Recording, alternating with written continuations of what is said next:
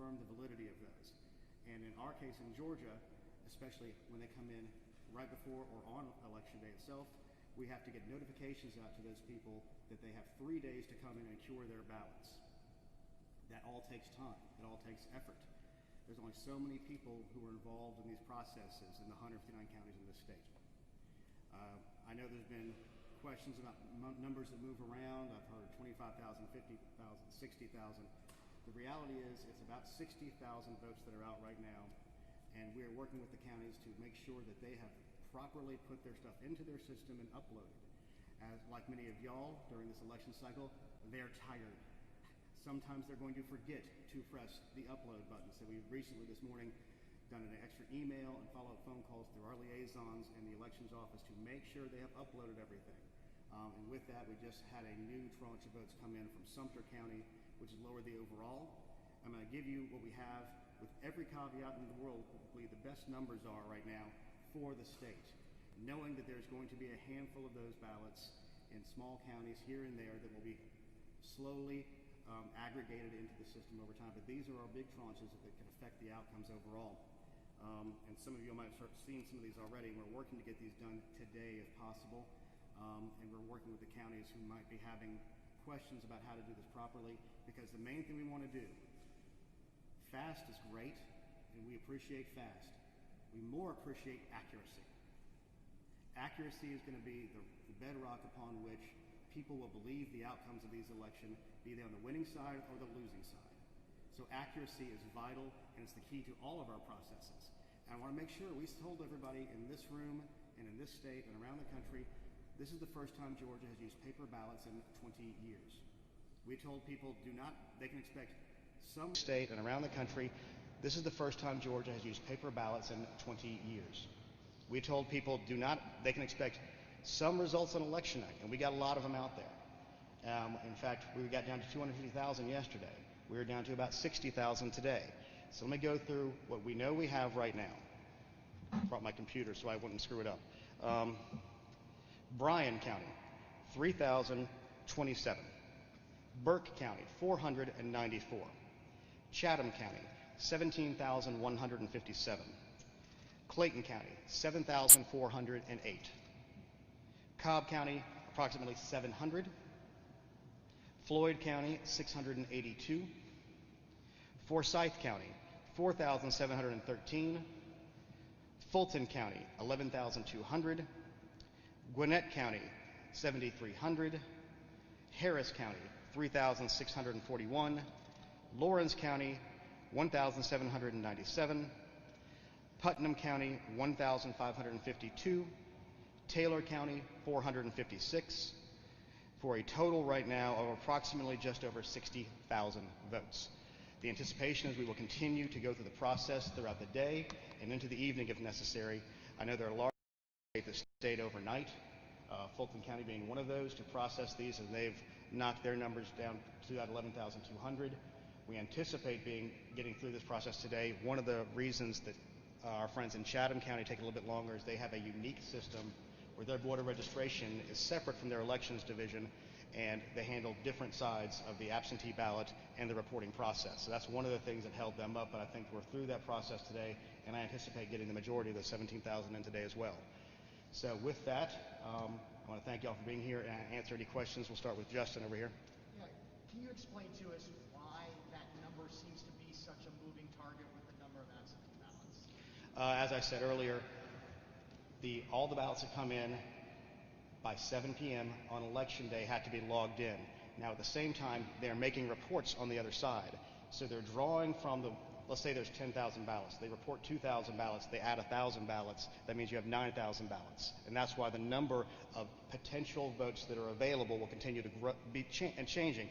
What we've essentially seen now is that number stopped growing, which is why we went from 250,000 yesterday about this time to 60,000 today. Yes, ma'am.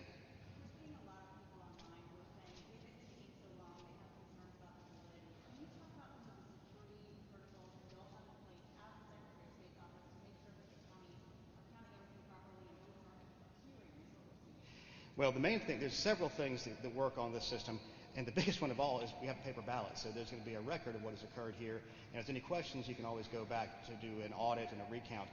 In many places, everything is open to the public. We are poll watchers in many of these places. In places like Fulton County, the state has placed a monitor, and we had investigators go out and many questions about how these ballots are being handled and move forward. It's frustrating. Time, when everybody else is done. Here's the other thing: Florida has more to count than we do, but their margin's wider, so it doesn't matter as much. We have a much smaller margin, and we're aware of that fact, and the county elections officials feel that pressure. They understand.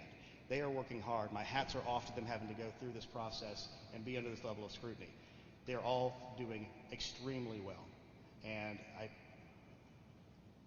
these are 159 elections directors and employees who are here to do the job of protecting democracy. When you go to talk to them, they think about that. They think about the votes of every person in this room and around the country. These are people who are not involved in voter fraud. These people are not involved in voter suppression. I'm telling you, they are doing their jobs every day. It is hard, and we are thankful to them for it, and we're going to work with them to make sure that every legal, lawful ballot is counted.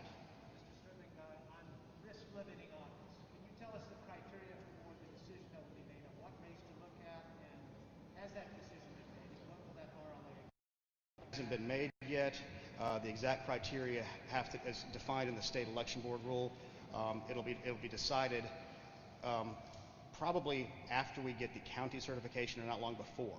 The secretary is the one who solely gets to make that decision, so I won't speak for him here.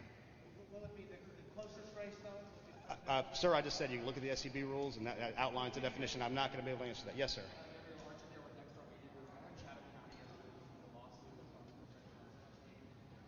What do you want to tell Chatham County when they're concerned, given that they have 17,000 ballots? You said so left uncovered. It's a lawsuit that will be handled at the county level. As I understand it, it may only affect 50 ballots, but I'm sure that their legal counsel will give them the advice they need to get through that process. Mr. Fowler.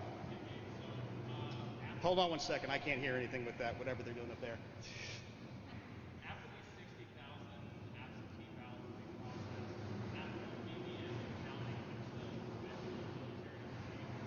Can you explain to us what provisional ballot process is like, and if we have any idea of how many of those might be spread throughout the state? We are working with the counties to try to get a full understanding of how many provisionals might be available. Mr. Fowler, who's done a good job reporting on this election, makes a very good point that the election is not over just on the absentee ballots. There are absentee ballots from our overseas military voters that, if they are postmarked by Tuesday, have to be accepted by Friday. There are provisional ballots that need to be verified by Friday. And if you have an absentee ballot with an issue, like missing a signature or something, you have until Friday to cure those. Yes, ma'am. Did you anticipate that this process would take as long as it is taking? That is why, literally, for the last 2 months, we have said it will be, Wednesday or Thursday before we knew the answer to this. So, yes. Yes, sir. Piggyback on that question about the suit against Chatham County. As you know, the Trump campaign is also threatening to sue other churches. Has the Secretary of State's office received any reports of the sort of irregularities that they're complaining about to support that lawsuit? Any report we get of any kind of irregularity, our investigative division will look into and ascertain the validity of that report, and if necessary, investigate. Yes, sir.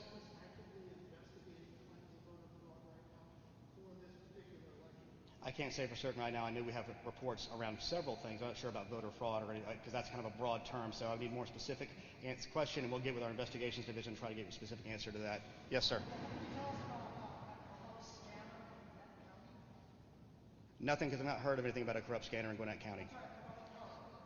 I have no information about that. Yes, sir, Emma. The number of absentee ballots that's been put into ENET, is that the final number, or do you anticipate any more being processed? As I said in the beginning of this thing, there's a possibility that some counties might not have hit upload yet. There's a possibility that they could have not had a random one here or there. But as far as the general outlines of these, we anticipate that the absentee ballots that are there, and we have the extra bit of security that we know the number of requests. Therefore, we know that is the most outlying ability of anything to be done. So we know the outer limits of anything possible. But right now, as we sit here today, yes, we feel comfortable with that number. Yeah, Justin. What about the possibility of a recount? Georgia law provides for that for the candidates, and it looks like in the presidential race we're moving into that margin. There is a possibility of that occurring. Georgia law calls for if you're within 0.5% of the certified result, then the losing candidate, or I guess the winning candidate if they wanted to, could call for a recount, and that would be a statewide recount conducted. And one of the things that we did in procuring our new Dominion voting system is we provided for knowing the state's general political situations after 2018, we provided high-capacity scanners to every single county in the state so that they could conduct a statewide recount if it became necessary. Mark. In addition to the 60,000 absentees that remain to be counted, we also, the provisionals and Uocava overseas ones will be on top of that, correct? Well, Mark, if you weren't late, you would have heard the answer to that already. No, I was here. But I wanted to clarify, do we know how many that might be? We're working with the counties to get a final number on that, so yes. Yes, ma'am. Do you go ahead and certify the results before the adjudication process in some counties like Gwinnett is completed? No, that wouldn't be possible. The adjudication process gets us to the final number to certify. State law requires that the counties certify their results 10 days from the election, and then we have some time after that. We hope to do it faster than that because what we need to be able to do when the counties certify, we're then going to move into the risk limiting audit phase, and then after the risk limiting audit is closed out, then we will certify the election. Yes, ma'am. Have you been able to get any additional information on just what happened in Spalding County, like why just those two counties? What was the information? As I said in the press conference on Election Day, we are focusing on getting the election itself done. We do believe it was a data set issue. Don't know exactly why yet, but we have our vendor. We're working on it. But right now, we are really focused on making sure we get the answers out. Yes, ma'am. Can I just have one more clarification? You've already sort of addressed this.